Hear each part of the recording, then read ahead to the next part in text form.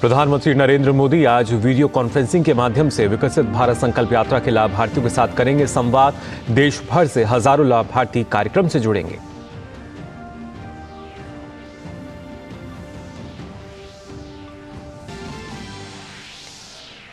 प्रधानमंत्री आज से 10 जनवरी तक गुजरात दौरे पर रहेंगे। अपने दौरे पर प्रधानमंत्री वाइब्रेंट गुजरात ग्लोबल समिट के 10वें संस्करण का करेंगे उद्घाटन।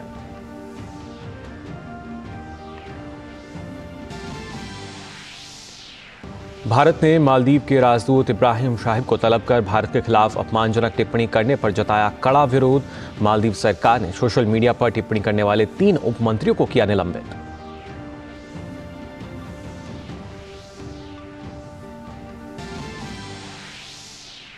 रक्षा मंत्री राजनाथ सिंह ब्रिटेन के 2 दिवसीय दौरा पर अपने ब्रिटिश समकक्ष ग्रांड शेप्स से करेंगे द्विपक्षीय वार्ता। ब्रिटेन के प्रधानमंत्री ऋषि सुनक से भी मिलने की है संभावना।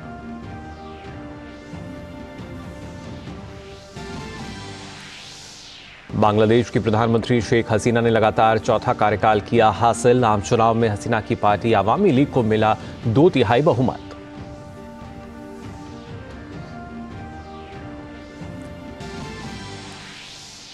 और अगले 24 घंटों के लिए उत्तर भारत के कई हिस्सों में कड़ाके की ठंड का ऑरेंज अलर्ट जारी। मौसम विभाग ने कहा छाया रहेगा घना कोहरा। तमिलनाडु के उत्तरी तटीय क्षेत्र के कई जिलों में भारी से बहुत भारी बारिश होने की संभावना।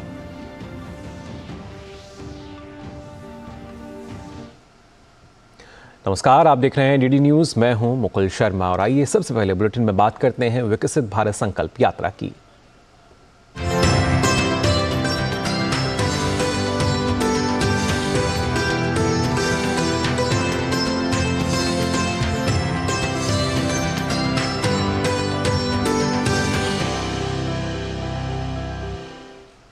प्रधानमंत्री नरेंद्र मोदी आज दोपहर करीब 12:30 बजे वीडियो कॉन्फ्रेंसिंग के माध्यम से विकसित भारत संकल्प यात्रा के लाभार्थियों से संवाद करेंगे। प्रधानमंत्री इस अवसर पर उपस्थित लोगों को संबोधित भी करेंगे। देश भर से विकसित भारत संकल्प यात्रा के हजारों लाभार्थी इस आयोजन में शामिल होंगे। अनेक केंद्रीय मंत्री, सांसद, विधायक और स्थानीय स्तर के प्रतिनिधिगण भी इस आयोजन में शामिल होंगे। पिछले वर्ष 15 नवंबर को इस यात्रा की शुरुआत के बाद से प्रधानमंत्री देश के अलग अलग भागों के लाभार्थियों से नियमित बातचीत कर रहे हैं। यह संवाद वीडियो कॉन्फ्रेंसिंग के माध्यम से 4 बार यानी अब से पहले जो हो चुका है 30 नवंबर, 9 दिसंबर और इसके साथ साथ 16 दिसंबर, 27 दिसंबर को संवाद हुआ था। इसके अलावा प्रधानमंत्री ने पिछले महीने अपने वाराणसी यात्रा के दौरान लगातार 2 दिन 17 और 18 दिसंबर को विकसित भारत संकल्प यात्रा के लाभार्थियों से आमने सामने बैठकर संवाद किया था। विकसित भारत संकल्प यात्रा देश भर में निकाली जा रही है, जिसका उद्देश्य सरकार की प्रमुख योजनाओं में परिपूर्णता हासिल करना है और इसके तहत यह सुनिश्चित किया जाएगा कि इन योजनाओं का लाभ सभी लक्षित लाभार्थियों तक समयबद्ध तरीके से पहुंचे। बीती 5 जनवरी को विकसित भारत संकल्प यात्रा ने एक बड़ी उपलब्धि हासिल की, क्योंकि इस यात्रा में शामिल होने वालों की संख्या 10 करोड़ का आंकड़ा पार कर चुकी है। देश भर में विकसित भारत संकल्प यात्रा सफलतापूर्वक जारी है। झारखंड के बोकारो जिले के घटियारी गांव में जागरूकता रथ के पहुंचने पर ग्रामीणों में उत्साह देखने को मिला। यहां कई लोगों को केंद्र की कल्याणकारी योजनाओं की जानकारी देने के साथ ही लाभ भी दिया गया। विकसित भारत संकल्प यात्रा की कड़ी में जागरूकता रथ का बोकारो जिले के घटियारी गांव के ग्रामीणों ने दिल खोलकर स्वागत किया। कार्यक्रम में शामिल पूर्व विधायक योगेश्वर महतो बाटुल ने केंद्र सरकार की जन कल्याणकारी योजनाओं की जानकारी दी। इसके अलावा मौके पर ही कई लाभुकों को प्रधानमंत्री उज्ज्वला योजना का लाभ भी दिया गया। दूसरी तरफ 2 दर्जन से ज्यादा महिलाओं ने अपने स्वास्थ्य की जांच भी कराई। खेती को आगे बढ़ाने के लिए जो हम लोग ऋण लिए हैं, उसमें से हम लोग जैविक खाद बनाते हैं, खाद बना के और खेती में डालते हैं। इसमें हम लोग को बहुत ज़्यादा फायदा होता है और इसी के थ्रू से हम लोग बहुत कुछ हासिल कर रहे हैं और आगे भी करते रहेंगे। धन्यवाद। इस दौरान लाभुकों ने केंद्र सरकार की योजनाओं से जीवन में आए बदलाव की कहानी साझा की। लाभुक रेणु देवी ने बताया कि मुफ्त राशन और उज्ज्वला योजना ने उनके जीवन को आसान बना दिया है। उन्होंने कहा कि कोरोना संकट काल में सरकार का सहारा नहीं मिला होता तो कुछ भी अनहोनी हो सकती थी। भारत सरकार के द्वारा मुफ्त राशन भी मिला है और गैस भी मिला है और जो हम लोग का जो कोरोना काल में हम लोग खिचड़ी बनाने का काम करते थे। मोहम्मद असलम ने बताया कि उन्हें उनकी पत्नी के नाम पर उज्ज्वला योजना का लाभ निःशुल्क मिला है। इससे कई तरह की कठिनाइयों का एक साथ समाधान हो गया। उन्होंने प्रधानमंत्री का आभार व्यक्त किया। अच्छा हो गया, अब गैस मिल गया फ्री में, बहुत बड़ी मेहरबानी हो गई। अब पहले बहुत दिक्कत होती थी, चूल्हा जोड़ के खाना बनाना पड़ता था, बहुत परेशानी होती थी पहले। तो बहुत बहुत धन्यवाद इस चीज़ का कि आज गैस कनेक्शन हम लोग को फ्री में मिल गया। स्वयं सहायता समूह से जुड़कर स्वावलंबी बनी जूही परवीन, गुलाबी देवी और लक्ष्मी देवी ने कहा कि एक समय था जब छोटी छोटी जरूरतों के लिए भी मन मारकर जीना पड़ता था, लेकिन आज ऐसा नहीं है। समूह से जुड़ने के बाद वह अपने साथ साथ अपने बच्चों की जरूरतों को भी पूरा कर लेती है। छोटे छोटे ऋण लेके एक राशन की दुकान की हुई हूँ और मैं राशन की दुकान चला रही हूँ, जिससे मेरे आर्थिक स्थिति सुधार हुई है। इस समूह से हमें ऋण लेकर बहुत फायदा हो रहा है, जिससे हम अपने आजीविका में चलाने में आसानी हो रही है। इस दौरान ग्रामीणों ने वर्ष 2047 तक भारत को विकसित देश बनाने को लेकर राष्ट्रपति और प्रधानमंत्री के द्वारा दिए गए संदेश को गंभीरता पूर्वक सुना और अपनी भागीदारी सुनिश्चित करने को लेकर संकल्प भी लिया। बोकारो से मनोज कुमार के साथ मैं दिवाकर कुमार। विकसित भारत संकल्प यात्रा झारखंड में गिरिडीह के गांव, शहर और कस्बों में पहुंचकर लोगों को केंद्र सरकार द्वारा संचालित विभिन्न कल्याणकारी योजनाओं से अवगत करा रही है। साथ ही हाशिए पर खड़े हर शख्स को संबल प्रदान कर रही है। विकसित भारत संकल्प यात्रा गिरिडीह के गांव, शहर और कस्बों में पहुंचकर लोगों को केंद्र सरकार द्वारा संचालित विभिन्न कल्याणकारी योजनाओं से अवगत करा रही है। साथ ही हाशिए पर खड़े हर शख्स को संबल प्रदान कर रही है। वंचितों और गरीबों को विकास की मुख्य धारा से जोड़ने के लिए प्रधानमंत्री नरेंद्र मोदी के कुशल नेतृत्व में भागीरथ अभियान अनवरत जारी है। इस मुहिम को मुकाम तक पहुंचने के लिए विकसित भारत संकल्प यात्रा गांव, शहर और कस्बों में पहुंच रही है। गिरिडीह जिले के अंटा बंगला में भी विकसित भारत संकल्प यात्रा के तहत कई कार्यक्रम हुए। इस दौरान लोगों ने वर्ष 2047 तक भारत को आत्मनिर्भर और विकसित राष्ट्र बनाने का संकल्प लिया।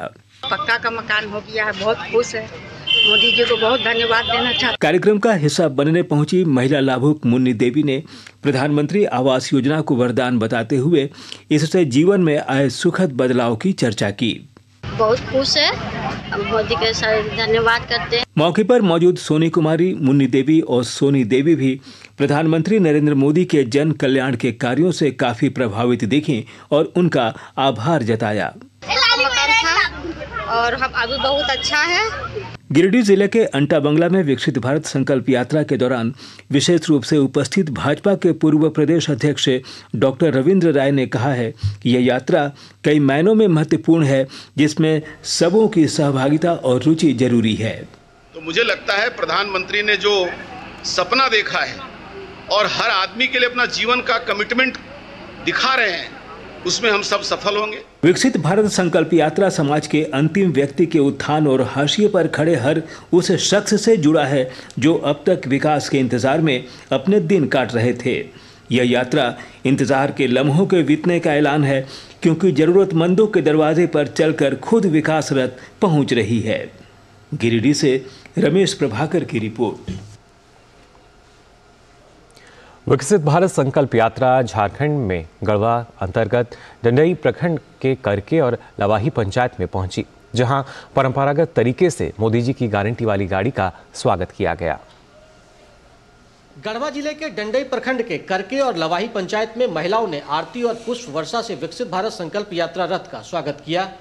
मोदी जी की गारंटी वाली गाड़ी के माध्यम से उपस्थित लोगों ने केंद्र प्रायोजित योजनाओं की जानकारी प्राप्त की, साथ ही साल 2047 तक विकसित राष्ट्र बनाने का संकल्प लिया। आत्मनिर्भर और विकसित राष्ट्र बनाने के सपने को साकार करेंगे। मेरी कहानी मेरी जुबानी के तहत रेहाना खातून ने जहां शौचालय मिलने से जीवन में आए बदलाव की चर्चा की, वहीं ममता कश्यप ने नल जल योजना से जीवन में आए बदलाव की कहानी सुनाई और केंद्र प्रायोजित योजनाओं को वरदान बताया। अब घर में शौचालय हो गया है तो घर में ही यूज करते हैं, बाहर जाने की कोई जरूरत नहीं है। इसलिए मैं प्रधानमंत्री जी को धन्यवाद देती हूँ। आप प्रधानमंत्री जी की मदद से हम लोग के घर पे ही नल का व्यवस्था कर दिया गया है। जहाँ हम लोग खाना बनाते हैं वहीं पास नल लगा हुआ है। स्थानीय महिला इंदु देवी ने उज्ज्वला योजना के फायदे बताए, तो पूजा कुमारी ने पीएम गरीब कल्याण अन्न योजना से मिल रहे मुफ्त राशन को बड़ा सहारा बताया। और गैस मिला तो हम लोग फिर से गैस से खाना वाना बनाते हैं। माननीय प्रधानमंत्री जी के अपेक्षा से हमारे घर का जो राशन कार्ड बना तो हमारे घर में 6 सदस्य के हिसाब से प्रति सदस्य 5 केजी के हिसाब से 30 केजी राशन मिलता है, जिससे हमारे घर का गुजारा भी अच्छा से चल जाता है। मैं माननीय आदरणीय प्रधानमंत्री नरेंद्र मोदी जी को भी धन्यवाद करती हूँ। इस इलाके में किसानों को भी केंद्र प्रायोजित विभिन्न योजनाओं का लाभ मिल रहा है, जिसकी बानगी विकसित भारत संकल्प यात्रा में भी दिखी। गिरधर प्रजापति ने केसीसी योजना को किसानों के लिए आर्थिक सशक्तिकरण का आधार बताया।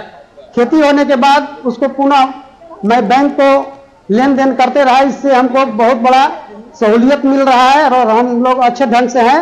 मौके पर प्रखंड विकास पदाधिकारी राहुल कुमार शानू ने बताया कि क्षेत्र में केंद्र प्रायोजित योजनाओं का लाभ समाज के अंतिम व्यक्ति तक पहुंचाने में विकसित भारत संकल्प यात्रा मददगार साबित हो रही है। केंद्र सरकार के द्वारा जो चलाई जा रही विकसित भारत संकल्प यात्रा, इसके तहत सरकार की जितनी भी जन कल्याणकारी योजनाएं हैं उसके बारे में विस्तृत जानकारी दी जा रही है और इसमें लोग इसे लोग सीख भी ले रहे हैं, फायदा भी उठा रहे हैं। जो वंचित हैं उनको भी जोड़ने का प्रयास किया जा रहा है। विकसित भारत संकल्प यात्रा रथ का तेज गति से आगे बढ़ता पहिया निश्चित रूप से जनमानस के विकास और कल्याण को गति प्रदान कर रहा है, जो आने वाले समय में मील का पत्थर साबित होगा। गढ़वा से विजेंद्र तिवारी के साथ मैं दिवाकर कुमार। वहीं प्रधानमंत्री नरेंद्र मोदी आज गुजरात के दौरे पर जा रहे हैं। प्रधानमंत्री नरेंद्र मोदी 10 जनवरी की सुबह गांधीनगर के महात्मा मंदिर में वाइब्रेंट गुजरात ग्लोबल समिट 2024 का उद्घाटन करेंगे। इसके साथ ही वे वैश्विक नेताओं के साथ द्विपक्षीय बैठक करेंगे और इसके बाद वे शीर्ष वैश्विक कंपनियों के मुख्य कार्यकारी अधिकारियों के साथ भी बैठक करेंगे। वाइब्रेंट गुजरात ग्लोबल समिट के लिए गुजरात के गांधीनगर में तैयारियां जोरों पर हैं। विश्व के कोने कोने से आने वाले प्रतिनिधियों के स्वागत के लिए अहमदाबाद और गांधीनगर में तैयारियां की गई हैं। प्रधानमंत्री Narendra Modi vibrant Gujarat global summit 2024 का गांधीनगर में उद्घाटन करने वाले हैं। ये समिट 10-12 जनवरी को आयोजित की जाएगी। प्रधानमंत्री नरेंद्र मोदी शीर्ष वैश्विक कंपनियों के मुख्य कार्यकारी अधिकारियों के साथ बैठक भी करेंगे। इस वर्ष समिट की थीम है गेटवे टू द फ्यूचर। प्रधानमंत्री नरेंद्र मोदी के गुजरात के मुख्यमंत्री रहते हुए वाइब्रेंट गुजरात ग्लोबल समिट की शुरुआत 2003 में की गई थी। पिछले वर्ष सितंबर के महीने में इस समिट की 20वीं सालगिरह मनाई गई। वाइब्रेंट गुजरात की सफलता इसकी विकास यात्रा से भी समझी जा सकती है। 2003 में इस समिट से कुछ 100 पार्टिसिपेंट्स और डेलीगेट जुड़े थे। बहुत छोटा सा कार्यक्रम था। आज 40,000 से ज्यादा पार्टिसिपेंट्स और डेलीगेट्स इस समिट में हिस्सा लेने के लिए आना शुरू हुए हैं। 2003 में इस समिट में सिर्फ गिनती भर देशों का पार्टिसिपेशन था। आज 135 देश इसमें पार्टिसिपेट करते हैं। 2003 में इस समिट की शुरुआत में 30 के आसपास एग्जीबिटर्स आए थे। अब 2000 से अधिक एग्जीबिटर्स इस समिट में आते हैं। ये समिट हर 2 वर्ष में एक बार आयोजित की जाती है, लेकिन कोरोना काल ने इस समिट के आयोजन को 2 बार टाल दिया। आज वाइब्रेंट गुजरात ग्लोबल समिट समावेशी वृद्धि और सतत विकास के लिए व्यापक सहयोग, ज्ञान साझाकरण और रणनीतिक साझेदारी के लिए सबसे प्रतिष्ठित वैश्विक मंचों में से एक के रूप में विकसित हुई है, जिसका प्रमाण है कि इस वर्ष के शिखर सम्मेलन में 34 भागीदार देश और 16 भागीदार संगठन भाग ले रहे हैं। मेघना देव की report, DD news. Vibrant Gujarat global summit से इतर अहमदाबाद में अंतर्राष्ट्रीय पतंग महोत्सव की शुरुआत हो चुकी है। दुनिया भर के पतंगबाज रंग बिरंगी पतंगों से अपनी कला यहां प्रदर्शित कर रहे हैं। आसमान में कैसा है नजारा, देखिए हमारी इस खास रिपोर्ट में। अहमदाबाद के आसमान में कलाबाजी करते इन रंग बिरंगी पतंगों की रौनक देखते ही बन रही है। 14 जनवरी तक चलने वाले अंतर्राष्ट्रीय पतंग महोत्सव में दुनिया के 55 देशों के 153 पतंगबाज अनोखे डिजाइन और रंग वाले पतंगों के साथ करतब दिखा रहे हैं। तो देश के 12 राज्यों के 68 पतंगबाजों के अलावा गुजरात के 800 से ज्यादा पतंगबाज भी इस वैश्विक महोत्सव में भाग ले रहे हैं। गुजरात के मुख्यमंत्री भूपेंद्र पटेल ने इस महोत्सव का शुभारंभ किया और पतंग उड़ाने का लुत्फ भी उठाया। बहुत दिनों से यही प्रचार चल रहा है हिंदू धर्म के लिए, सनातन धर्म के लिए। तो हम लोग वैसे भी 10 साल से यहाँ काइट फ्लाइंग कर रहे हैं। तो इस बार हमने सोचा कि भाई कुछ नया करते हैं। जैसे अयोध्या को जैसे नरेंद्र मोदी जी बहुत प्रचलित कर रहे हैं, तो हम भी उसी तरह अपने राम जी भगवान का इसी तरह काइट करके हम भी थोड़ा प्रचलित करें। और जैसे जिस तरह से हर किसी पे भगवा रंग चढ़ रहा है, उसी तरह हम भी चाहते हैं कि मंदिर पे भगवा रंग चढ़ा तो सब पे भी भगवा रंग चढ़े और हमारा जो श्री राम है, अयोध्या नगरी है, वो श्री राम नारा से एकदम गूंज उठे। जहां एक और त्योहार पतंग उड़ाने के जश्न को मनाता है, तो वहीं ये व्यवसाय से जुड़े हितधारकों के लिए राजस्व सृजन का एक बड़ा स्रोत का काम करता है। भारतीय पतंग व्यवसाय में गुजरात की हिस्सेदारी 40% है, जिससे प्रदेश में कई लोगों के लिए रोजगार पैदा होता है। इस बार पतंग महोत्सव वडोदरा, एकता नगर, राजकोट सहित गुजरात के अन्य विभिन्न शहरों में आयोजित किया जाएगा। डीडी न्यूज के लिए मेघना देव की report.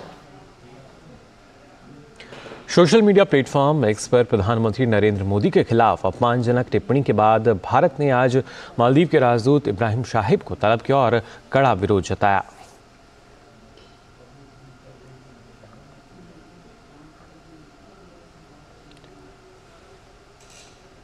Social media platform x पर प्रधानमंत्री नरेंद्र मोदी के खिलाफ अपमानजनक टिप्पणी के बाद मालदीव सरकार ने अपने 3 उपमंत्रियों को निलंबित कर दिया है।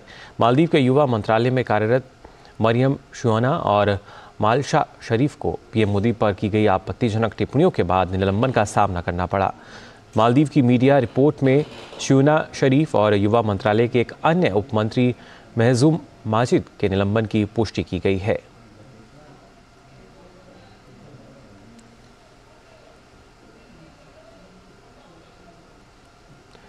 मालदीव के पूर्व राष्ट्रपति मोहम्मद नशीद ने अपने ही देश के उन नेताओं को नसीहत दी जो पीएम मोदी की लक्षद्वीप यात्रा का मजाक उड़ा रहे थे। नशीद ने मालदीव के मंत्री द्वारा प्रधानमंत्री नरेंद्र मोदी के खिलाफ की जा रही अपमानजनक टिप्पणियों की निंदा की। उन्होंने कहा कि मंत्री मरियम शुआना द्वारा इस्तेमाल की गई भाषा घटिया थी। साथ ही उन्होंने कहा कि भारत मालदीव की सुरक्षा और समृद्धि के लिए एक प्रमुख सहयोगी है।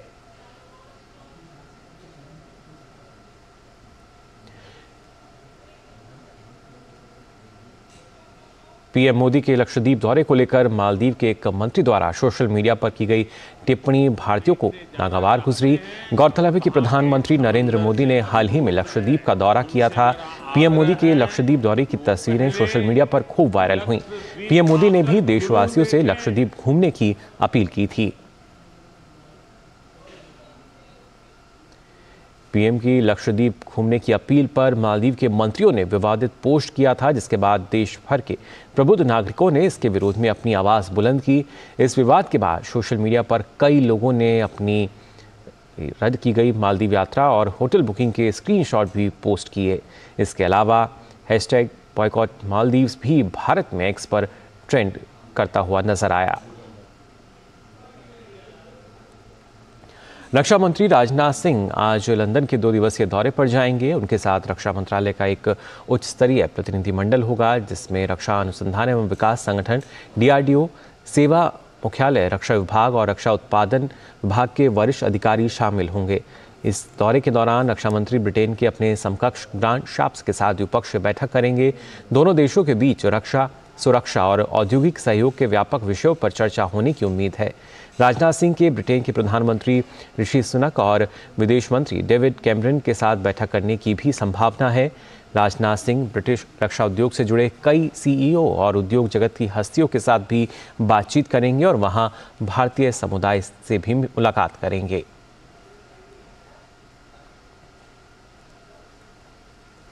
केंद्रीय गृह एवं सहकारिता मंत्री अमित शाह आज नई दिल्ली में राष्ट्रीय पेक्स महासंगोष्ठी की अध्यक्षता करेंगे। प्राथमिक कृषि ऋण समितियों द्वारा प्रधानमंत्री जन औषधि केंद्रों के संचालन की महत्वपूर्ण उपलब्धि के उपलक्ष्य में यह आयोजन किया जा रहा है। सहकारिता मंत्रालय द्वारा राष्ट्रीय सहकारी विकास निगम यानी एनसीडीसी की सहभागिता से इस महासंगोष्ठी का आयोजन किया जा रहा है। प्रधानमंत्री नरेंद्र मोदी के नेतृत्व और गृह एवं सहकारिता मंत्री अमित शाह के मार्गदर्शन में हाल ही में पैक्स को प्रधानमंत्री भारतीय जन औषधि केंद्रों के संचालन के लिए पात्र संस्था बनाया गया है। प्रधानमंत्री जन औषधि केंद्रों के माध्यम से गुणवत्तापूर्ण जेनेरिक दवाइयां आम नागरिकों तक पहुंचाई जाती हैं, जो खुले बाजार की ब्रांडेड दवाइयों के मुकाबले करीब 50 से 90% तक सस्ती होती है। केंद्रीय पतन, पोत, परिवहन और जलमार्ग मंत्री सर्बानंद सोनोवाल आज कोलकाता में पहली अंतर्देशीय जलमार्ग विकास परिषद की बैठक की अध्यक्षता करेंगे। इस अवसर पर Sonowal river cruise tourism road map 2047 के साथ साथ हरित नौका दिशा निर्देश भी लॉन्च करेंगे। इस कार्यक्रम में अंतर्देशीय जलमार्गों और संबंधित क्षेत्रों को आगे बढ़ाने की दिशा में सहयोगात्मक प्रयासों को चिन्हित करते हुए कई समझौता ज्ञापनों पर हस्ताक्षर किए जाने की भी उम्मीद है। इसके साथ ही बैठक में भारत में अंतर्देशीय जलमार्गों के विकास में महत्वपूर्ण मुद्दों से संबद्ध पैक एजेंडा भी शामिल है। सुप्रीम कोर्ट ने बिल्किस बानो मामले में 11 दोषियों की समय से पहले रिहाई वाले गुजरात सरकार के फैसले को रद्द कर दिया है। सुप्रीम कोर्ट ने अपने फैसले में कहा कि गुजरात सरकार को नहीं, महाराष्ट्र सरकार को रिमिशन देने का अधिकार है। कोर्ट ने कहा कि महाराष्ट्र में ट्रायल चलने के कारण गुजरात सरकार के पास यह अधिकार नहीं है। छत्तीसगढ़ के कांकेर जिले के पंखाजूर में पूर्व नगर पंचायत अध्यक्ष और बीजेपी नेता असीम राय की गोली मारकर हत्या कर दी गई। रविवार देर शाम करीब 8 बजे अज्ञात लोगों ने वारदात को अंजाम दिया। फायरिंग पंखाजूर के पुराना बाजार में हुई। गोली लगने के बाद उन्हें अस्पताल ले जाया गया, जहां डॉक्टर ने उन्हें मृत घोषित कर दिया।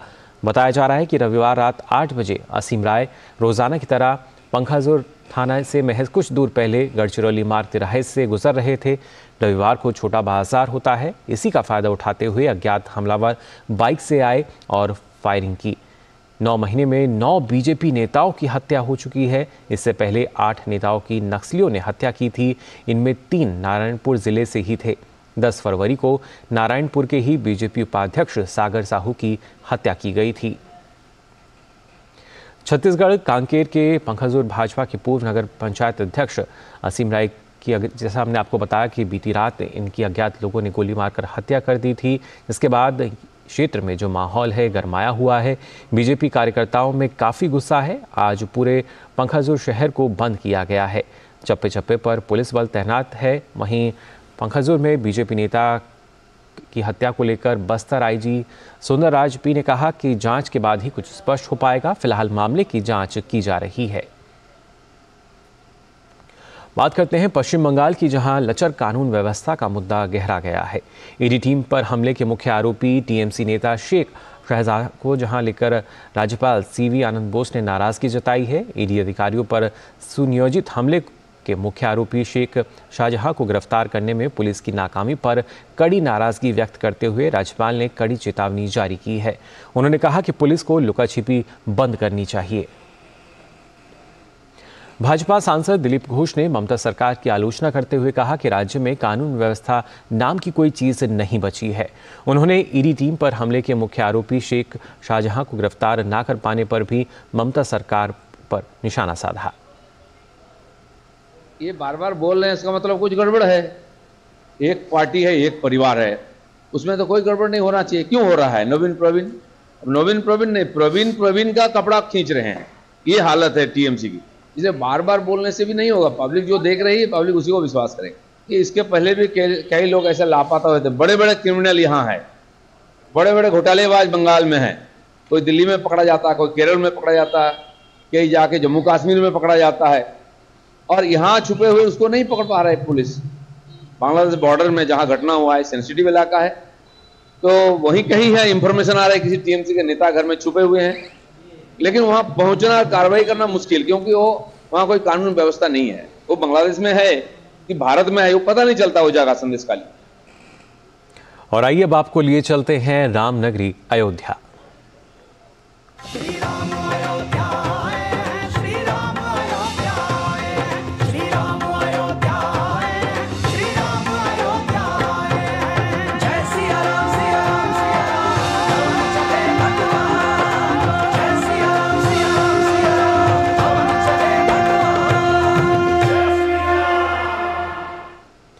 22 जनवरी को अयोध्या में होने वाले श्री राम लला के प्राण प्रतिष्ठा कार्यक्रम से संत समाज खुश भी है और उत्साहित भी।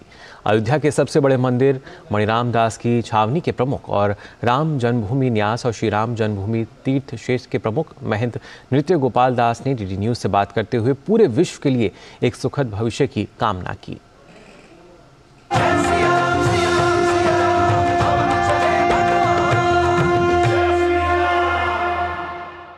बड़े सौभाग्य की बात है, रामलला आ रहे हैं। अब मंदिर का निर्माण हो गया है, कुछ करना बाकी नहीं रह गया है। सभी महात्मा सभी भक्त एक साथ एक सोच से मिल करके मंदिर के निर्माण में और भी जो बचा हुआ काम है उसको पूरा करेंगे। कितना बड़ा योगदान इसमें, कितना बड़ा कंट्रीब्यूशन संतों का भी रहा है। सभी जितने महात्मा हैं, साधु संत हैं, सभी का पूरी तरह से योगदान है, आगे भी रहेगा, इसमें कोई संदेह नहीं। अच्छा, कितना बड़ा बदलाव इससे आप आता देख रहे हैं अयोध्या में भी और देश भर में भी? सभी जगह अयोध्या क्या सारी दुनिया में सभी लोग चाहते हैं से मंदिर का निर्माण हो।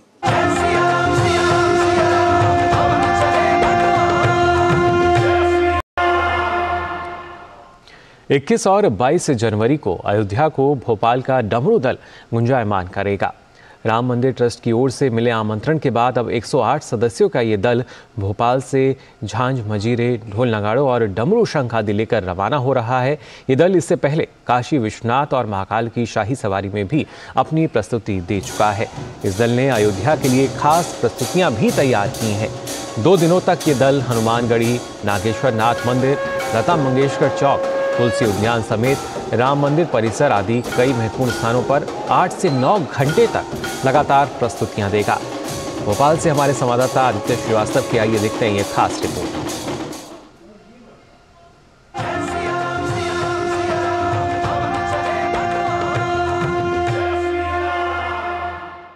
बाईस जनवरी को अयोध्या पर न सिर्फ भारत बल्कि पूरी दुनिया की निगाहें होंगी। दुनिया भर से मेहमान अयोध्या पहुंच रहे हैं और भारत के प्रधानमंत्री के हाथों भगवान रामलला की विराजमान होंगे। भगवान रामलला की प्राण प्रतिष्ठा उस भव्य मंदिर में हो जाएगी जिसका इंतजार सदियों से ये भारतवासी कर रहे थे। अयोध्या गूंजने वाली है श्री बाबा बटेश्वर कीर्तन समिति भोपाल के इन तमाम लोगों के द्वारा, जिसको डमरू दल भी कहा जाता है। भोपाल में अब ये अंतिम परफॉर्मेंस इनकी है, बल्कि ये कहें कि ये अंतिम प्रैक्टिस के अंतिम दौर में इस वक्त है और इसके बाद सीधे रवानगी डाल रहे हैं अयोध्या के लिए, जहां पर अब 22 तारीख को ही सीधे इनकी परफॉर्मेंस जो है वो देखने को मिलेगी। अर्जुन सोनी जो इस पूरे ग्रुप को लीड कर रहे हैं वो हमारे साथ हैं। कब पता चला कि अयोध्या जाना है और कैसे ये पूरी प्रक्रिया हुई, कैसे अयोध्या जाने तक का सफ़र अब पूरा हो रहा है? बिल्कुल, जब मैंने यहाँ से 6 महीने पहले हम लोग जब मतलब सावन के दौरान जब हम महाकाल में गए थे शाही सवारी में, तभी मेरे दिमाग में था कि भगवान अयोध्या रामलला 2024 में विराजमान होंगे, तो उसके लिए मुझे कुछ करना है। हमारे पास श्रृंगी है जो कि हिमालय से लाई हुई है, जो कि बहुत पवित्र मानी जाती है और इसकी कहते हैं ध्वनि पॉल्यूशन या बैक्टीरिया जो रहते हैं ध्वनि में, वायु में, उसका नाश करता है। जैसे शंख ध्वनि बहुत पवित्र मानी जाती है, वैसे ही है ये भी। इसके बाद हमारे पास ये नगाड़ा है जो कि मध्य प्रदेश में सबसे बड़ा नगाड़ा है। इसके बाद हमारे पास ये पुनेरी ढोल है, ग्रुप है पूरा शंख का। ये झांझ है, बिगुल है, ये बजाने की बिगुल है, ये झांझ है। इसमें सभी मतलब, और इधर डमरू दल है, पूरा डमरू की टीम है। हमको सबसे पहले नागेश्वर नाथ मंदिर में 21 तारीख को करना है और उसके बाद उसके सामने नया घाट है, तो नया घाट पे रात को लाइटिंग शो होता है और वहाँ पे सारे पत्रकारों का जमावाड़ा रहता है, तो उस दौरान हमें वहाँ पे करना है, जो कि हमारे 7 घंटे की परफॉर्मेंस नॉन स्टॉप रहेगी 21 तारीख की। इसके बाद हमारे को 22 तारीख को नागेश्वर नाथ मंदिर से लता मंगेशकर चौराहा से तुलसी उद्यान, देवकाली माता, हनुमानगढ़ी और रामलला अयोध्या के मंदिर, वहाँ तक बजाते हुए 22 तारीख को जाना है, जो कि हमारे 8 से 9 घंटे की परफॉर्मेंस नॉन स्टॉप होगी। सुनाएंगे क्या परफॉर्म करने जा रहे हैं वहाँ पे और क्या विशेष तैयारियाँ हैं? बिल्कुल, उस विशेष क्षण के लिए हमने कुछ विशेष तैयारियाँ करी हैं। भगवान शिव और भगवान राम एक दूसरे के आराध्य हैं, तो हमने दोनों का समावेश करा है।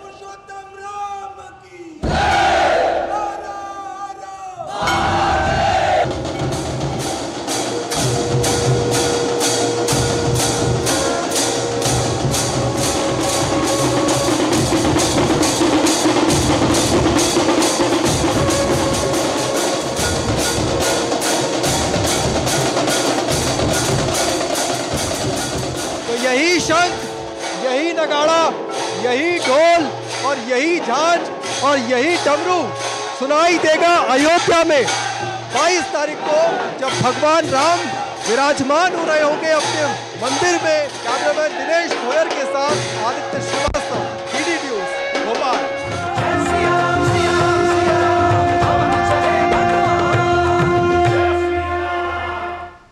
तो एक नई ऊर्जा और उत्साह चरम पर हम देख सकते हैं। रामनगरी में स्थित एक ऐसा अनोखा अंतर्राष्ट्रीय बैंक भी है जहां रुपए का लेन देन नहीं बल्कि राम नाम का लेखा जोखा रखा जाता है। इतना ही नहीं, इस बैंक में आपको खाता भी सीताराम नाम से खुलता है। आइए हम आपको बताते हैं धर्मनगरी अयोध्या में स्थित अंतर्राष्ट्रीय श्री सीताराम बैंक के बारे में, जहां सीताराम नाम का जप जमा किया जाता है। साथ ही बैंक की तरह ही खाता खुलने के साथ ही पासबुक भी दी जाती है।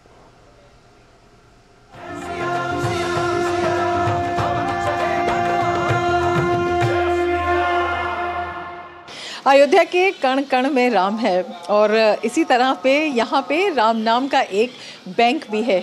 क्या है इस बैंक की खासियत और किस तरह से ये बैंक काम करता है, क्यों इतना महत्वपूर्ण है, ये हम आपको दिखाते हैं।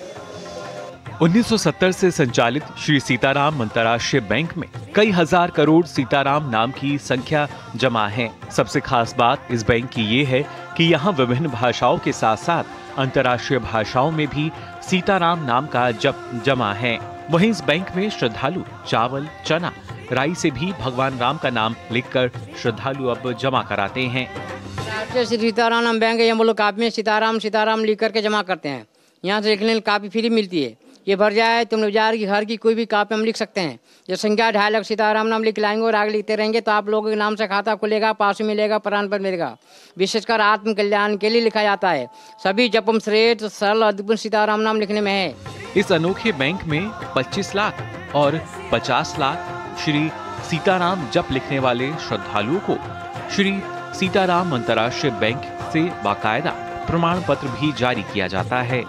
अब तक कितने लोग हैं जिनका राम नाम में खाता खुल गया है? 27,000 से ऊपर है। 27,000 से ऊपर? हाँ, खाता जिसका खुल गया है। जिसका खाता नहीं खुला अभी 10,000 से ऊपर है। अच्छा, तो यहाँ पर धर्मार्थ कार्य भी होते हैं, कुछ लोगों की सेवा भी होती है? हाँ, लोग बैंक के द्वारा कापी छपवाते हैं और उसका कापी फ्री वितरण होती है। इसका उद्देश्य क्या है? भगवान नाम का प्रचार प्रसार करना। तो यहाँ पर ये तमाम पैकेट्स रखे हुए हैं जो देश विदेश से राम नाम से लिखी हुई कॉपी आई हैं और इन पर पैकेट्स पर एड्रेस भी लिखा गया है और पूरे विधि विधान के साथ जब ये यहाँ पर आ जाते हैं 2.5 लाख नाम एक कॉपी में लिखा होता है। उसके बाद इन्हें मां सरयू में विधि विधान के साथ प्रवाहित किया जाता है। कार्तिक कृष्ण पक्ष एकादशी के दिन 1970 में महंत नृत्य गोपाल दास ने इस बैंक का उद्घाटन किया था। लगभग 52 साल से श्री सीताराम नाम अंतर्राष्ट्रीय बैंक संचालित है। राम नाम का ये बैंक है जिसका उद्देश्य है कि भगवान के नाम का किस तरह से प्रचार किया जाए। इस तरह की जो कॉपी है वो यहाँ पर दी जाती है और इसमें 2.5 लाख ऐसे कॉलम बने हुए हैं जिन पर लिखा जाता है। पेन भी यहीं से दिया जाता है और इनका कहना है अगर आप यहाँ भी नहीं भर सकते हैं तो आप अपने घर ले जा सकते हैं और बाद में कुरियर करके यहाँ पर भेज सकते हैं। उद्देश्य यही है कि जो भगवान का नाम है वो अंतःकरण में उतरता जाए और उससे जो सेवा के भाव उत्पन्न होते हैं, जो एक बड़ा प्रताप है भगवान राम का, वो भी सभी के अंतर में उतर कर आए।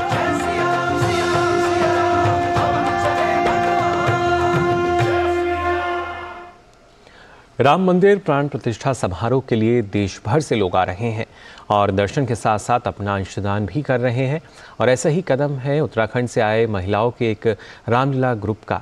जी हाँ, अक्सर हम अयोध्या में अनोखी रामलीला का मंचन यहाँ पर किया जा रहा है। यहाँ रामलीला अपने आप में अनूठी और ख़ास भी है। इस रामलीला में हर किरदार को महिलाएं निभाती हैं। यह सभी महिलाएं उत्तराखंड से हैं। सांस्कृतिक विरासत को मजबूती के साथ ये एक भारत श्रेष्ठ भारत का संदेश भी दे रही हैं।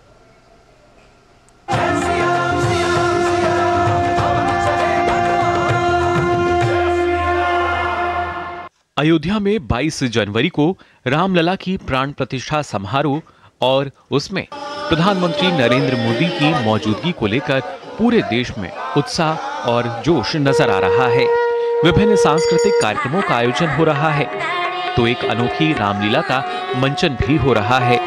यह रामलीला अपने आप में अनूठी और खास है। यह सब महिलाएं उत्तराखंड से हैं और ये इनकी 14वीं रामलीला है जो अलग अलग शहरों से होती हुई अब अयोध्या पहुंची है। हमारा संकल्प था कि हम 13 रामलीला कर चुके हैं महिलाएं पूरे उत्तराखंड में और दिल्ली में भी की, और अब 14वीं रामलीला के लिए हमारा संकल्प था कि हम अयोध्या धाम में अपनी रामलीला का, जब भगवान रामलला विराजमान होंगे अपने मूल स्थान पे, तो उस समय हम रामलीला का मंचन करेंगे और वो सपना साकार हो गया। आज बड़े उत्साह और खुशी से हमारी बहनें जो है रामलीला का मंचन कर रही हैं और हम अति उत्साहित हैं, बहुत ही खुश हैं। हमारी पूरी महिलाओं की टीम है। आज तक आपने देखा होगा कि जैसे पुरुष प्रधान समाज आज भी है ना, तो पुरुषों को ही देखा है हमने मंचन करते हुए, लेकिन हमारी टीम में टोटल ही महिलाएं हैं, तो ये महिला सशक्तिकरण के लिए एक बहुत बड़ा संदेश है। इस महिला रामलीला की खास बात ये है कि इसमें हर किरदार में केवल महिलाएं ही नजर आ रही हैं। मैं रावण का किरदार निभाती हूँ और अच्छा भी लगता है। जैसे ही हम अपनी पोशाक पहनते हैं तो बहुत ही जोश आ जाता है। इतना अच्छा लग रहा है कि हम बयान नहीं कर सकते, बहुत अच्छा लग रहा है।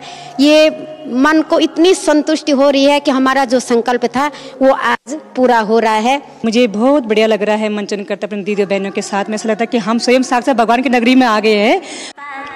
रामायण के विभिन्न पात्रों का मंचन करने वाली ये महिलाएं कहती हैं कि रामायण का हर पात्र जीवन के लिए एक विशेष संदेश लिए है।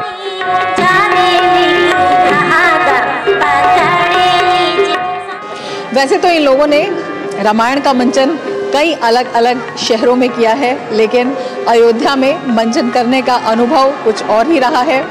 जो रामायण के किरदार है उनकी व्याख्या भी इन्होंने बहुत ही अनूठे ढंग से की है। भगवान राम मर्यादा पुरुषोत्तम के रूप में जाने जाते हैं, तो क्या है मर्यादा और क्यों ज़रूरी है जीवन के लिए, उसे बताने के साथ साथ नारी सशक्तिकरण का भी एक बड़ा और कड़ा संदेश ये महिलाएं यहाँ से दे रही हैं। सांस्कृतिक समागम तो है ही। कैमरामैन राधे कृष्ण के साथ रमा त्यागी, डीडी न्यूज़, अयोध्या धाम।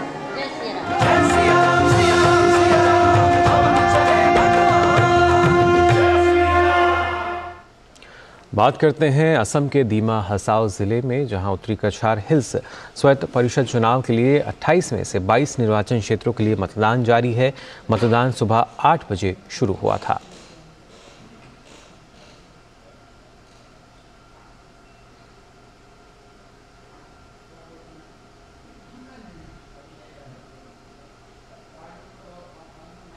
केंद्रीय मंत्री हरदीप सिंह पुरी ने कृष्णा गोदावरी बेसिन में ऊर्जा उत्पादन की दिशा में मिल रही सफलता पर खुशी जाहिर की है। केंद्रीय मंत्री ने सोशल मीडिया प्लेटफॉर्म एक्स पर ओएनजीसी जीतेगा तो भारत जीतेगा हैशटैग के साथ कुछ तस्वीरें साझा करते हुए लिखा, बधाई भारत। प्रधानमंत्री नरेंद्र मोदी जी के नेतृत्व में भारत सबसे तेजी से बढ़ती अर्थव्यवस्था के रूप में आगे बढ़ रहा है। कृष्णा गोदावरी की सबसे गहरी सीमा से हमारा ऊर्जा उत्पादन भी बढ़ने वाला है। बंगाल की खाड़ी के तट पर स्थित जटिल और कठिन गहरे पानी KGDWN 98-2 ब्लॉक से पहला तेल उत्पादन शुरू हो गया है। उत्पादन प्रतिदिन 45,000 बैरल और प्रतिदिन 10 मिलियन क्यूबिक मीटर से अधिक गैस होने की उम्मीद है, जो ऊर्जा में आत्मनिर्भर भारत में योगदान देगा। इस परियोजना में वर्तमान राष्ट्रीय तेल उत्पादन में 7% और राष्ट्रीय प्राकृतिक गैस उत्पादन में 7% की वृद्धि होने की उम्मीद है। प्रधानमंत्री नरेंद्र मोदी ने सोशल मीडिया पर केंद्रीय मंत्री हरदीप सिंह पुरी की पोस्ट को शेयर करते हुए कहा कि यह भारत की ऊर्जा यात्रा में एक उल्लेखनीय कदम है और आत्मनिर्भर भारत के हमारे मिशन को बढ़ावा देता है। इससे हमारी अर्थव्यवस्था को भी कई फायदे होंगे। और आइए बात करते हैं मौसम की। दिल्ली NCR समेत पूरे उत्तर भारत में शीतलहर और कोहरे का कहर जारी है। मौसम विभाग ने राष्ट्रीय राजधानी क्षेत्र दिल्ली, पंजाब, हरियाणा, उत्तर प्रदेश और बिहार के कुछ भागों में ठंड का ऑरेंज अलर्ट जारी किया है। मौसम विभाग के अनुसार इन राज्यों में कड़ाके की ठंड जारी रहने का अनुमान जताया गया है। मौसम विभाग ने अगले 2 दिन के लिए पंजाब, हरियाणा, उत्तर प्रदेश, बिहार, उत्तराखंड, मध्य प्रदेश, झारखंड, ओडिशा, असम, मेघालय, मिजोरम और त्रिपुरा के कुछ हिस्सों में रात में और सुबह के समय घना कोहरा छाए रहने का अनुमान जताया है।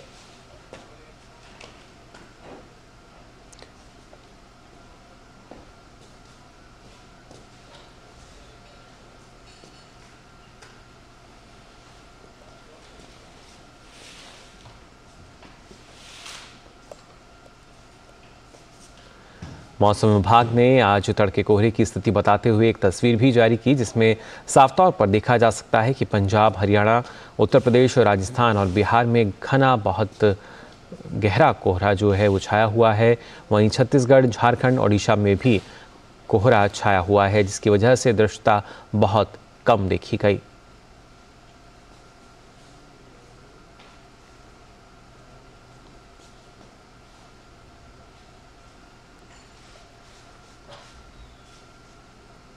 लगातार कोहरे की चपेट में हैं कई राज्य, जिस वजह से जो विजिबिलिटी है वो काफ़ी कम, और मौसम विभाग द्वारा ये जानकारी भी दी गई। वहीं दिल्ली में शीतलहर को देखते हुए 5वीं कक्षा तक के सभी स्कूल 12 जनवरी तक बंद रखने के निर्देश दिए गए हैं।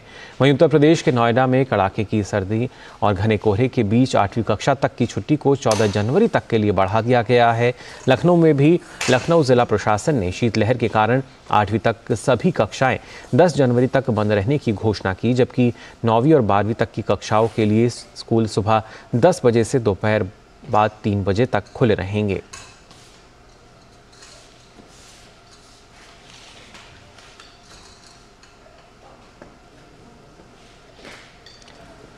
वहीं मौसम विभाग ने अगले कुछ दिन तक तमिलनाडु, आंध्र प्रदेश, केरल और लक्षद्वीप के कुछ इलाकों में बारिश का अनुमान जताया है। मौसम विभाग ने बंगाल की खाड़ी से उत्पन्न चक्रवाती परिसंचरण के कारण तमिलनाडु के उत्तरी तटीय क्षेत्रों के कई जिलों में भारी से बहुत भारी बारिश होने की संभावना जताई है। तमिलनाडु के तिरुवरूर, माइलादुथुराई, तिरुवन्नमलाई, विल्लुपुरम, कुंडलोर, वेल्लोर, रानीपेट, अरियालूर, कल्लाकुरिची और चेंगलपट्टू, साथ ही पुदुचेरी तथा कराईकल क्षेत्रों में जिला प्रशासन ने आज शिक्षण संस्थानों की छुट्टी घोषित कर दी है। वहीं मछुआरों को समुद्र में ना जाने की सलाह दी गई है। मौसम की मार के चलते ही देश के कई हिस्सों में घने कोहरे के कारण आज राजधानी दिल्ली से कई क्षेत्रों में 20 ट्रेनें देरी से पहुंची हैं। कोहरे के कारण लोगों को बड़ी परेशानी का सामना करना पड़ रहा है।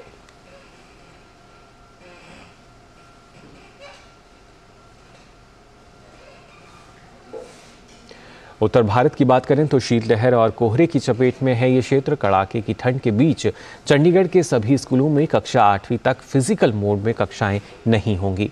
स्कूल शिक्षा निदेशक ने इस संबंध में आदेश जारी कर कहा है कि 13 जनवरी तक किसी भी सरकारी सहायता प्राप्त और मान्यता प्राप्त निजी स्कूलों में कक्षा 8 तक फिजिकल मोड में कोई कक्षाएं नहीं होंगी। बात करते हैं गुजरात की, जहां मुख्यमंत्री भूपेंद्र पटेल ने गांधीनगर में एनसीसी साइकिल रैली को हरी झंडी दिखाई। यह रैली एनसीसी के 75 वर्ष पूरे होने के उपलक्ष्य में आयोजित की जा रही है और यह तमिलनाडु के कन्याकुमारी से दिल्ली तक की दूरी तय कर रही है।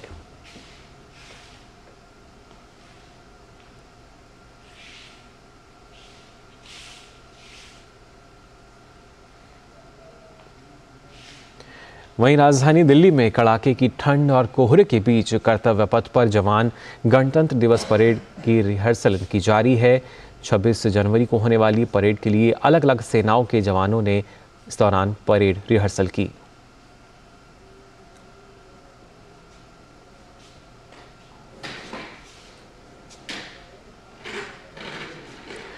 विदेशी पोर्टफोलियो निवेशक यानी एफपीआई का भारतीय शेयर बाजारों में निवेश का सिलसिला जारी है। देश की मजबूत आर्थिक बुनियाद को लेकर आशान्वित एफपीआई ने जनवरी के पहले सप्ताह में शेयर बाजारों में करीब 4,800 करोड़ रुपए डाले हैं। डिपॉजिटरी के आंकड़ों के मुताबिक समीक्षाधीन अवधि में एफपीआई ने ऋण या बॉन्ड बाजार में भी 4,000 करोड़ रुपए लगाए हैं। जियोजेट फाइनेंशियल सर्विसेज के मुख्य निवेश रणनीतिकार वीके विजय कुमार का मानना है कि 2024 में अमेरिका में ब्याज दरों में लंबे समय तक गिरावट की उम्मीद है, जिससे एफपीआई अपनी खरीदारी बढ़ाएंगे। खासकर आम चुनावों से पहले नए साल की शुरुआती महीनों में उनका निवेश बढ़ेगा। उन्होंने कहा कि इसके अलावा 2024 में ऋण बाजार में भी एफपीआई का प्रभाव अच्छा रहने की उम्मीद है। आंकड़ों के मुताबिक विदेशी पोर्टफोलियो निवेशकों ने इस महीने 5 जनवरी तक भारतीय शेयरों में 4,773 करोड़ रुपए का शुद्ध निवेश किया है। इससे पहले दिसंबर में उन्होंने शेयर में 66,134 करोड़ रुपए और नवंबर में 9,000 करोड़ रुपए डाले थे। कुल मिलाकर बीते साल यानी 2023 एफपीआई ने भारतीय बाजारों में 2.4 लाख करोड़ रुपए का निवेश किया है। इसमें से 1.71 लाख करोड़ रुपए का निवेश शेयरों में और 68,663 करोड़ रुपए का ऋण या बॉन्ड बाजार में रहा। केंद्र सरकार ने साल 2023 में कर चोरी को रोकने के लिए सख्त कदम उठाए हैं। इसी का असर है कि मई 2023 के मध्य में फर्जी पंजीकरण के खिलाफ विशेष अभियान शुरू होने के बाद 29,273 फर्जी कंपनियों के संदिग्ध इनपुट टैक्स क्रेडिट चोरी में शामिल होने का पता चला है।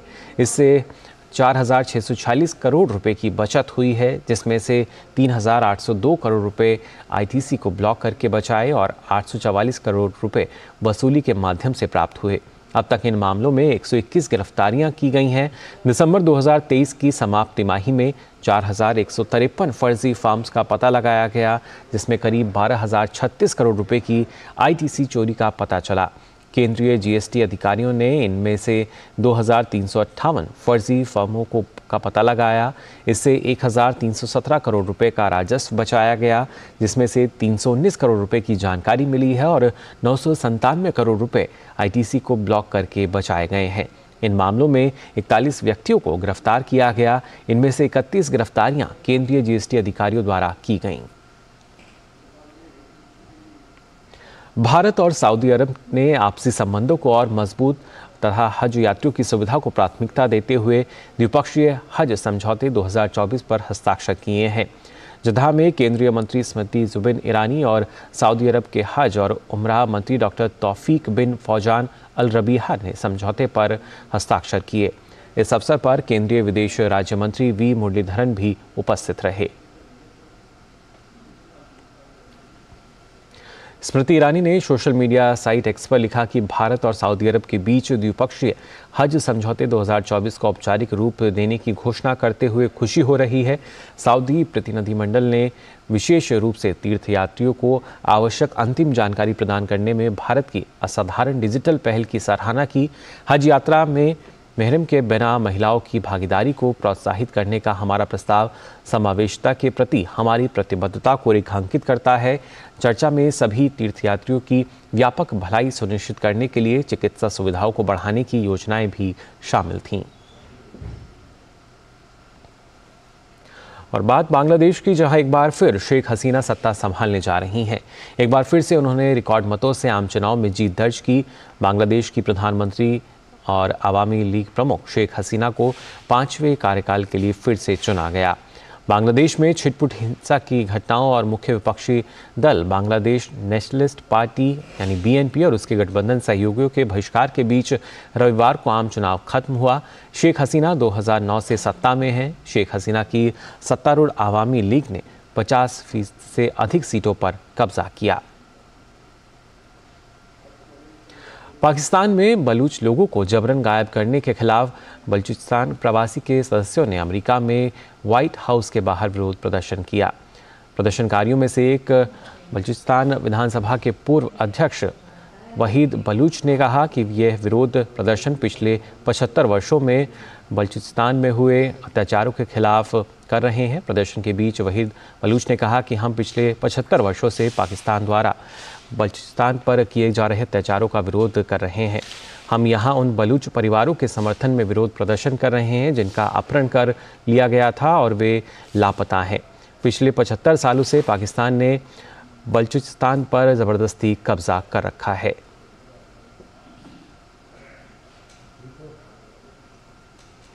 अमेरिकी विदेश मंत्री एंटनी ब्लिंकन ने अपने मध्य पूर्व यात्रा के दौरान कतर के अमीर शेख तमीम बिन हमद अल थानी से मुलाकात की।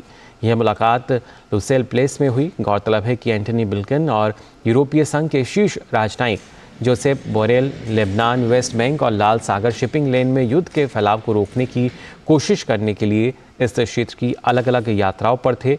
एंटनी ब्लिंकन अपनी यात्रा के दौरान इजराइल, वेस्ट बैंक, संयुक्त अरब अमीरात, सऊदी अरब और मिस्र की भी यात्रा करेंगे।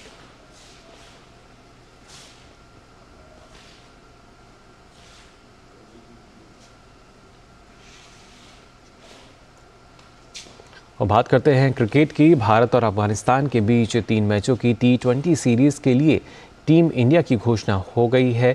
रोहित शर्मा और विराट कोहली की लंबे समय बाद टीम में वापसी हुई है। रोहित शर्मा कप्तानी करेंगे। अनुभवी खिलाड़ी हार्दिक पांड्या और सूर्य कुमार यादव के अलावा ऋतुराज गायकवाड़ को चोट के कारण नहीं चुना गया है। T20 सीरीज़ की शुरुआत 11 जनवरी को मोहाली में होगी। भारत और अफगानिस्तान के बीच गुरुवार से 3 मैचों की T20 सीरीज की शुरुआत होने जा रही है।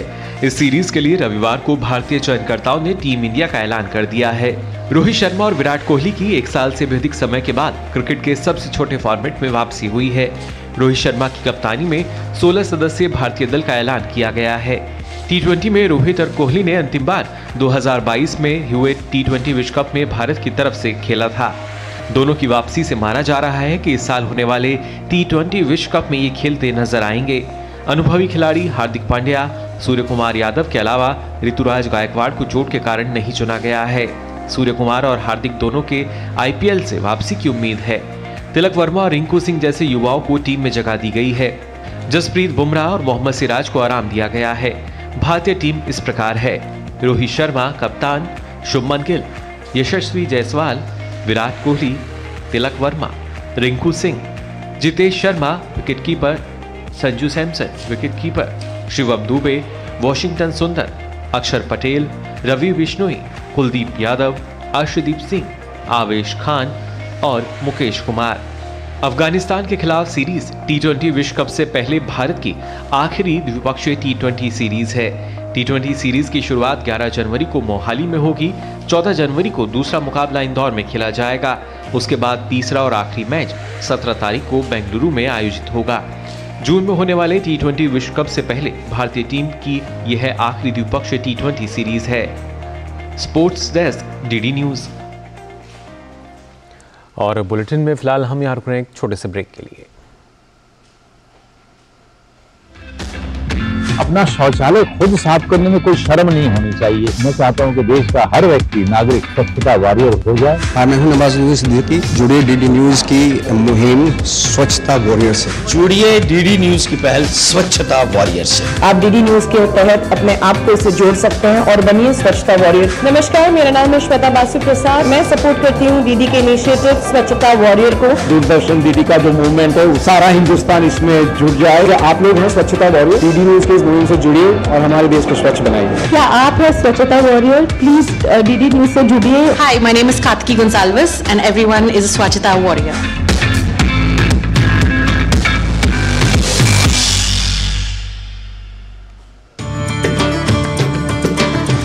रामलला के स्वागत को तैयार हो रही है अयोध्या। सज संवर कर बन रही भव्य और दिव्य अयोध्या। राम की नगरी में है उत्सव का माहौल, क्योंकि राम जन्मभूमि में विराजने वाले हैं प्रभु श्री राम। देखिए राम उत्सव की हर खबर लाइव सीधे अयोध्या से। तैयार अयोध्या धाम विराजेंगे श्री राम। हर शाम 4 बजे सिर्फ DD न्यूज पर।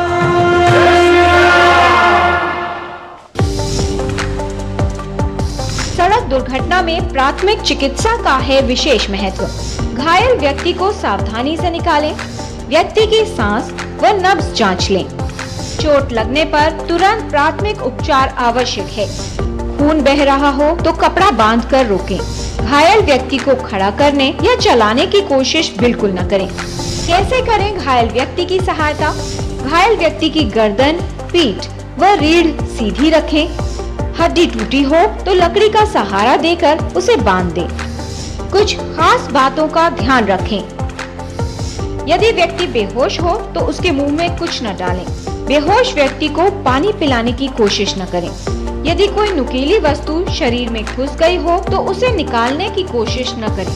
घायल व्यक्ति की सहायता में हर क्षण है कीमती। जल्द से जल्द पुलिस या एम्बुलेंस को बुलाएं। घायल व्यक्ति को तुरंत सुरक्षित तरीके से अस्पताल ले जाएं।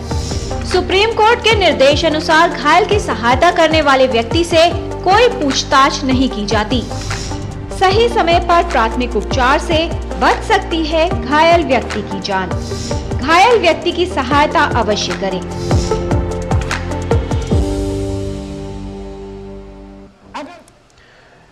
ब्रेक के बाद आप सभी का एक बार फिर स्वागत डीडी न्यूज़ पर।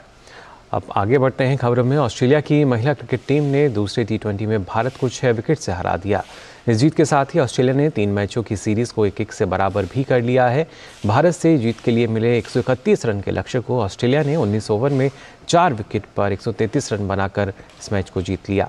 लक्ष्य का पीछा करते हुए एलिस पेरी ने नाबाद 34 और कप्तान एलिसा हेली ने 26 रन बनाए। बेथ मुनी ने 20 और ताहिलिया मेकरा ने 19 रन का योगदान दिया। भारत के लिए दीप्ति शर्मा ने 2 विकेट लिए। इससे पहले भारत की तरफ से दीप्ति शर्मा ने सबसे ज़्यादा 30 रन बनाए। स्मृति मंधाना 23 रन बनाकर आउट हुई। तीसरा और निर्णायक मैच मंगलवार को खेला जाएगा।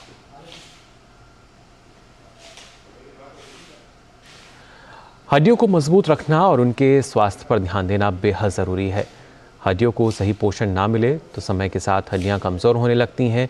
कौन से कारक हैं हड्डियों को प्रभावित करते हैं और हड्डियों की मजबूती के लिए क्या किया जाए, आइए देखते हैं इस रिपोर्ट में। तो फिलहाल के लिए इस बुलेटिन में बस इतना ही। मुझे दीजिए अनुमति। नमस्कार।